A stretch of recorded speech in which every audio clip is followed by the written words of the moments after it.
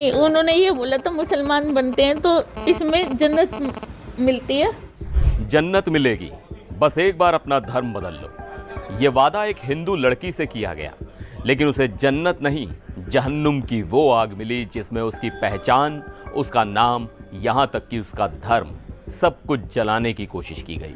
एक अश्लील वीडियो, फिर ब्लैकमेलिंग, दुष्कर्म और फिर जामा मस्जिद ले जाकर कुरान पढ़वाकर जबरन धर्मांतरण। उत्तर प्रदेश के बागपत से एक ऐसी कहानी सामने आई है जिसे सुनकर आपके होश उड़ जाएंगे। कैसे एक लड़की का नाम बदलकर मुस्कान रख दिया गया और उसके आधार कार्ड पर पति के नाम में लिख दिया गया मोहम्मद अल्ताफ। क्या ये किसी एक या दो सिरफिरे लड़कों का काम है या इसके पीछे काम कर रहा है एक पूरा गिरोह? नमस्कार, मैं हूं सिद्धार्थ प्रकाश। आज हम आपको उत्तर प्रदेश के बागपत लेकर चल रहे हैं, जहां से धर्मांतरण का एक बेहद चौंकाने वाला और गंभीर मामला सामने आया है। मामला इतना पेचीदा है कि इसके तार सिर्फ एक लड़की के साथ हुए अपराध से नहीं, बल्कि एक बड़े संगठित गिरोह से जुड़ते हुए दिखाई दे रहे हैं। तो चलिए इस पूरी कहानी को समझते हैं। कहानी की शुरुआत होती है बागपत कोतवाली क्षेत्र के एक कस्बे से। एक हिंदू लड़की एक मुस्लिम युवक की दुकान पर कपड़े खरीदने जाती है। उसे क्या पता था कि दुकान पर उसकी इज्जत और पहचान दोनों का सौदा होने वाला है। पीड़िता के आरोपों के मुताबिक दुकान पर मौजूद मुस्लिम युवक ने चुपके से उसकी एक अश्लील वीडियो बना ली और यहीं से शुरू हुआ ब्लैकमेलिंग और दरिंदगी का वो खेल जिसने लड़की की जिंदगी को तबाह कर दिया। इसमें स्टेप 1 ब्लैकमेलिंग और दुष्कर्म। आरोपी ने वीडियो वायरल करने की धमकी दी और लड़की के साथ दुष्कर्म जैसी घिनौनी वारदात को अंजाम दिया। स्टेप 2 जबरन धर्मांतरण। लड़की का आरोप है कि ये दरिंदे यहीं नहीं रुके, उसे जबरदस्ती दिल्ली के जामा मस्जिद इलाके में ले जाया गया। वहां मौजूद मौलाना ने उसे कुरान पढ़ने पर मजबूर किया और निकाह करने का दबाव बनाया। स्टेप 3 पहचान बदलना। लड़की का धर्म बदलवाने के बाद उसका नाम भी बदल दिया गया। उसे नया नाम दिया गया मुस्कान। स्टेप 4 दस्तावेजों में हेर फेर। हद तो तब हो गई जब आरोपियों ने उसके आधार कार्ड तक में हेर फेर कर दिया। लड़की का नाम मुस्कान और पति के नाम की जगह एक आरोपी मोहम्मद अल्ताफ का नाम लिखवा दिया गया। स्टेप 5 तस्वीर वायरल। पहचान बदलने की साजिश को पुख्ता करने के लिए लड़की की बुर्के में तस्वीर खींची गई और उसे वायरल कर दिया गया ताकि दुनिया को लगे कि ये सब मर्जी से हुआ है।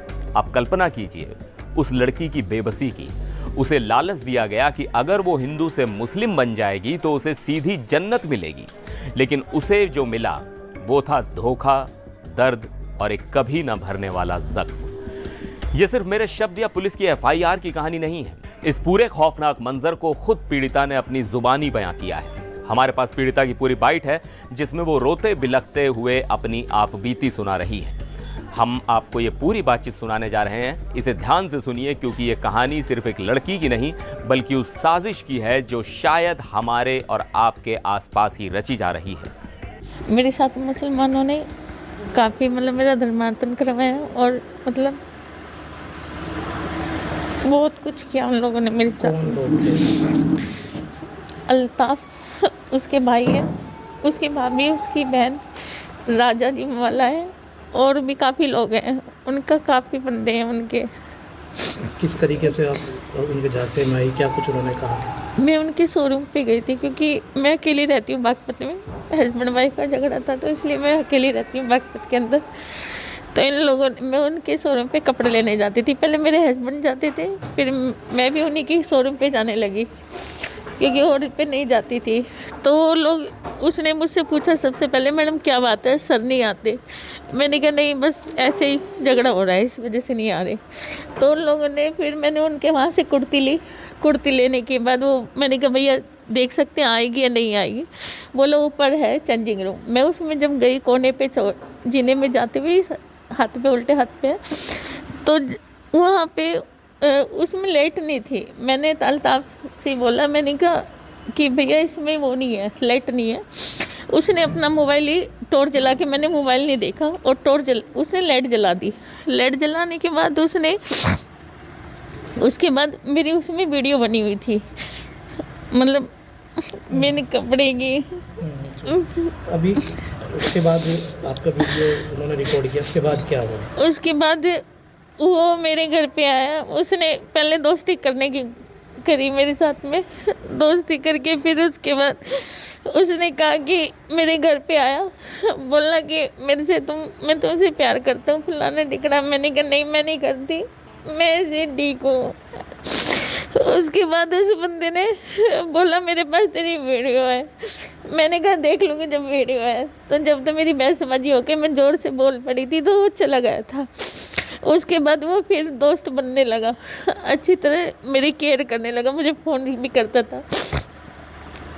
उसके बाद उस बंदे ने फिर दोस्ती करने के बाद वो बोला मेरी बहन का बर्थडे है, मेरी बहन के वहाँ चलना है, अच्छा दोस्त बन के। मैंने कहा ठीक है कोई बात नहीं। मैं उसके साथ चली गई तो वो मुझे वहाँ नहीं ले गया, मुझे बाहर लेके गया कहीं। बाहर ले जाने के बाद फिर उसने कहा मेरे साथ संबंध तो तुझे बनाने पड़ेंगे। मुझे नहीं पता वो लेके कहाँ गया था। उसके बाद उस बंदे ने मतलब वीडियो दिखाई मुझे। उस दिन मुझे पता चला कि हाँ सच में इसके पास मेरी वीडियो है बिन कपड़ों की। तो मुझे वो धर्म बदलने की बात कहाँ आई? धर्म बदलने की, वो उसकी बहन को कैंसर था, वो बोला कि एम्स हॉस्पिटल में ले गया वो मुझे। उसके बाद वहाँ ट्रीटमेंट उसकी बहन का मैंने करवाया, जान पहचान है वहाँ पे मेरी पंकज भैया के कारण। तो उसके बाद वो लोग मुझे जामा मस्जिद ले गए थे, उसकी बहन भी थी वो भी था। तो वहाँ पे मौलाना थे, तो उन्होंने पहले निकाह का प्रेशर दिया मुझ पे। मैंने कहा मैं नहीं करूँगी चाहे कुछ भी हो जाए। उसके बाद उन लोगों ने क्या काम करा कि एक किताब दी, उसमें राइट के निशान है कि ये तुम्हें पढ़ना है। तो काफ़ी लोग थे वहाँ पे। उसकी बहन ने भी मुझे बोला कि हिंदू से मुसलमान अगर बनते हैं, उसकी भाभी ने भी, तो जन्नत मशहूर। मैंने कहा तुम लोग मॉडर्न हो क्या? क्या लगे हाँ हम मॉडर्न हैं। तो मैंने कहा ये क्यों बनूँ मैं? तो काफ़ी धमकियाँ देने लगे, हद से ज़्यादा, और वायरल कर देंगे, ये कर देंगे। उसी चीज़ का वो लोग बार बार मुझे इतनी दहशत कर दी थी कि हद से ज़्यादा। मैंने कई बार तो मरने की कोशिश कर ली।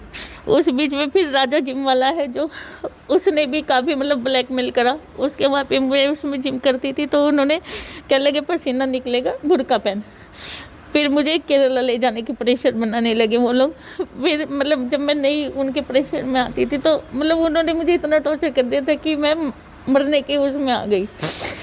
उन लोगों ने मेरा धर्मांतरण करवाया वहाँ पे, और नमाज वमाज सब कुछ कि ये कर। फिर मेरे घर पे मीट, ये सब केरला में नहीं कि ले जाने को बोले थे केरला, तो कि केरला चल। अब जब मैं अपनी जान बचाने के लिए फिर मैंने मतलब जब मैं मार्केट में, मैंने कई बार थाने में कोशिश करी जाने की, तो उसके भाई मेरे घर आके कई बार मारपीट भी करी और गिरवान पकड़ ली थी नौशाद ने और शहजाद ने। क्या लगे देखो तो शहजाद इसका भाई है बड़ा, इसकी भाभी है, इसका भाई है, मतलब सभी लोगों का इनका यही रहता है। इनका काफ़ी बड़ा गिरोह है। जब धर्मांतरण कराया गया क्या कुछ हुआ था उस धर्मांतरण? सर एक तो नोटरी करवाई है, एक वकील भी है इनके साथ में, उसने ज़बरदस्ती मुझसे साइन कराए, मैंने उसमें साइन कर रखे। फिर मैंने कहा कोई बात नहीं, तो जिन्ना चपटी में वो कागज़ तो मैं ले आई, उसमें जो गवाह हैं वो उन लोगों के ही है। कुछ लालच भी था? कुछ दिया नहीं गया सर, नहीं सर, मुझे कोई लालच नहीं था। मुसलमान बनने के लिए क्या था? नहीं, उन्होंने ये बोला था मुसलमान बनते हैं तो इसमें जन्नत मिलती है, एक हिंदू अगर मुसलमान बनता है तो।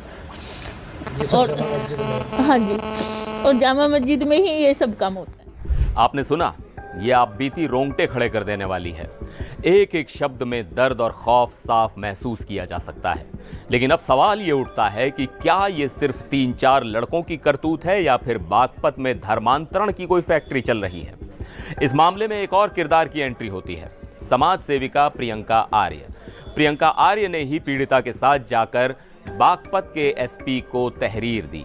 उनका कहना है कि ये एक बहुत बड़ा गिरोह है। प्रियंका आर्य के मुताबिक ये एक संगठित गिरोह है जो हिंदू लड़कियों को अपने जाल में फंसाकर उनका जबरन धर्मांतरण कराता है। पीड़िता ने पुलिस को बताया है कि उसके अलावा भी कई और हिंदू लड़कियों को ये गिरोह अपना शिकार बना चुका है। इस गिरोह में एक वकील समेत कई प्रभावशाली लोग शामिल हैं। प्रियंका आर्य ने इस मामले की तुलना छांगुर बाबा वाले मामले से की है, जिसने कुछ समय पहले पूरे प्रदेश को हिला कर रख दिया था। आशंका जताई जा रही है कि वैसा ही कोई मॉड्यूल बागपत में भी एक्टिव है। फिलहाल पीड़िता की शिकायत पर पुलिस ने एक्शन ले लिया है। इस मामले में 12 लोगों के खिलाफ एफआईआर दर्ज की गई है।